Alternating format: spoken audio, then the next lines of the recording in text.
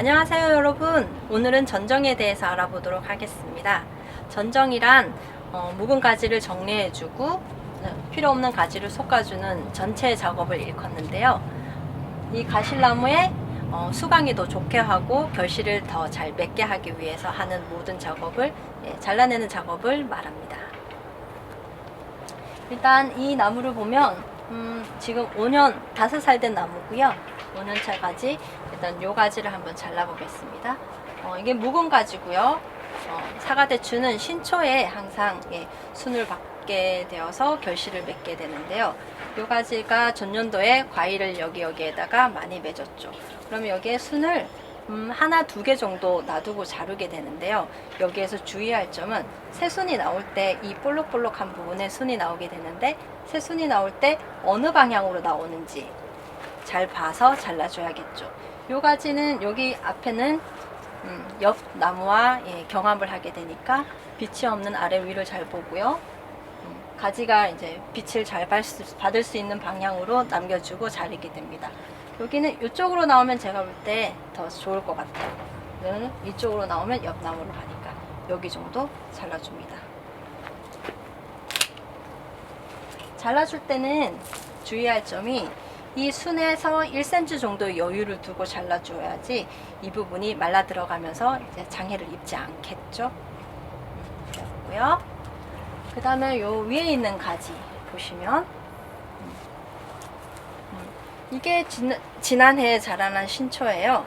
신초에서 여기 볼록하게 순이 있고 어디 정도 자르냐면 여기는 지금 뭐 사방으로 방해받을 게 없습니다. 그러면 저는 요 정도만 나와도 충분할 것 같아요. 그리고 잘라줄 때 조금 굵은 가지는, 이건 전동가위가 아닙니다만 원래는 전동가위로 하고 있어요.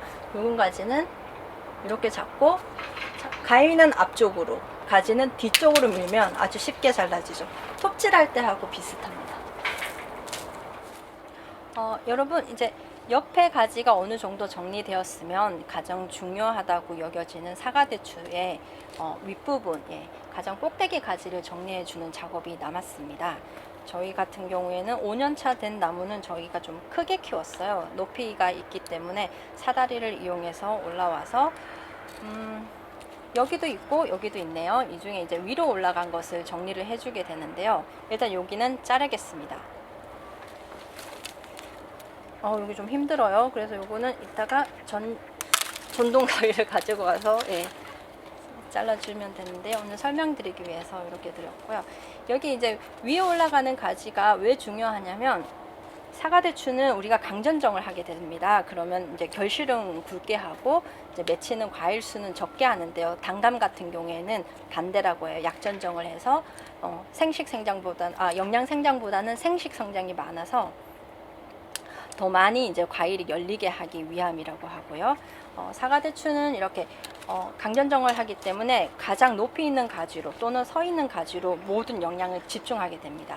그렇기 때문에 이 위로 가는 가지를 항상 하나 남겨둬서 일단은 이 정도로 여기서 이제 잘라줄게요. 이렇게 잘라주고, 그럼 여기서 새순이 나와서 또 위로 솟구치게 됩니다. 그러면 이 솟구치는 게 굉장히 중요해요. 그래서 영양을 올려주어서 여기로 발산하도록 해주고 한 20-30cm 정도가 자랐을 때 적심을 해서 거기를 잘라주고, 그 다음에 새순이 또 올라옵니다. 옆에서. 그러면 고기를 정리를 해줘서 여기에서 어느 정도 영양 생식이 이루어지게 한 다음, 그러면 이게 더 이상 뻗칠 데가 없지 않습니까? 그러면 이제 모든 영양이 골고루 나머지 가지에 가게 되도록 하는 거죠. 이해됩니까? 그러면 나머지 가지는 이렇게 뗄 수 있는 거는 떼고요. 남아있는 거는 깔끔하게 정리를 해 주어서 새순이 올라오는데 방해를 받지 않도록 정리를 해 주겠습니다. 그리고 이 나무는요, 5년차 되기는 했는데 우리가 사과대추 수확을 하게 되면 적정량이 이 한 나무에 10에서 15kg 정도의 수확을 하게 되는데요. 그러려면 이 가지가 뻗은 가지가 7개 정도, 8개, 7, 8개 정도를 놔두는 게 가장 이상적이라고 저희가 평균을 내고 있습니다. 그 가운데 이 나무를 보면 옆 나무와 겹치는 부분이 지금 가지가 총 하나, 둘, 셋, 넷, 다섯, 여섯, 일곱, 여덟, 9개나 되죠. 요거 뺀다고 하더라도. 그러면 저 같은 경우에는 요 가지 정도나 그다음에 옆으로 가 있는 요 앞가지 정도, 요거 둘 중에 하나 정도는 잘라주는 것이 이 나무가 골고루 좋은 열매를 맺게 하는데 도움이 되겠죠. 전정한 부위는 상처가 잘 아물 수 있도록 이렇게 톱신 페스트 같은 보호 도포제로 마무리를 해주시면 되겠습니다. 이거는 하우스 있는 곳은 요즘 뭐 안 바르셔도 된다는 말씀들이 있는데요. 그래도 상처 부분이 건조하지 않게 해서 이제 자기 치유 물질이 잘 나올 수 있도록 코팅을 한번 해주는 게 좋고요. 물론 살균제도 어느 정도는 포함되어 있어요. 그리고 이 톱신 페스트는 뭐 사과의 불안병 예방에도 좋다고는 하는데 이렇게 보면 요런데 보면은 겨울 때 이제 벌레가 먹어서 이렇게 상처를 입은 곳이 있죠. 요런 것도 넉넉하게 발라주세요. 그러면 벌레가 스며들지도 않고 상처가 낫게 되죠. 그리고 뭐 노지에 있는 것들은 뭐 자연 환경상 뭐 기상 악화에 있어서 비가 오거나 이렇게 해서 상처가 벌어진다거나 가지가 좀 뭐 부러졌거나 하는 경우, 그 경우에도 이런 도포제를 발라서 캘러스가 잘 형성되도록 도와줍니다. 캘러스는 이런 볼록볼록한 부분에 자가 치유 물질이 잘 나오게 해주는 그 자가 치유 물질이 캘러스고요. 그 캘러스가 잘 형성될 수 있도록 이제 촉진시켜주는 그런 도포제라고 할 수 있습니다.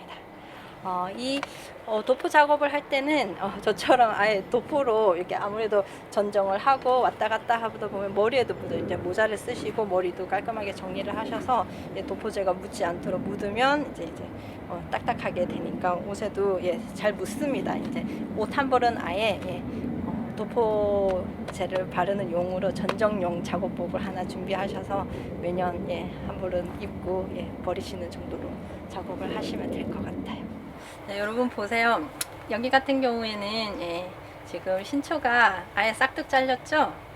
여기에 신초가 있던 자리네요. 이렇게 했는데 사실 전정을 하면서도 저의 부친과 제 스승님이죠. 의견 마찰이라든지 충돌이 조금은 있습니다. 저 같은 경우에는 신세대니까 유튜브라든지 농기술센터에서 배운 지식을 근거로 작업을 하게 되지만 아버지는 부친께서는 이 나무를 5년 정도 키워 오시면서 그간에 보아온 이제 본인만의 노하우들이 있어요.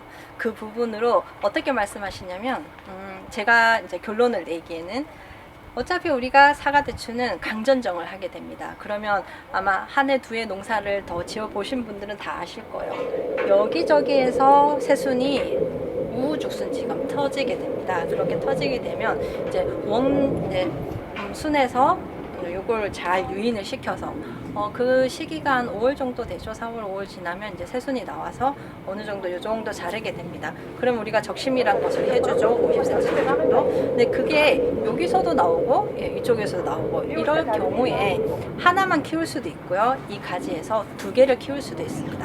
하나를 키우면 적심을 해주고 거기에서 겹가지가 나온 것들을 키워주시면 되고요. 이쪽에서도 또 하나가 나오시면 키워주시고 이 한 가지에 이 굵은 가지에 보통 2줄기 정도 이렇게 키우는 게 모범이라고는 하는데요.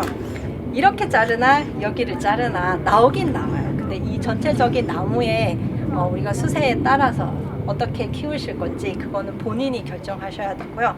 걱정할 건 없는 게 이렇게나 저렇게나 맘대로 해보라고 하십니다. 그렇게 해보면 내년에 또 수정을 하면 되니까요. 어떻습니까? 자기만의 답을 잘 찾아가시기 바랍니다. 감사합니다.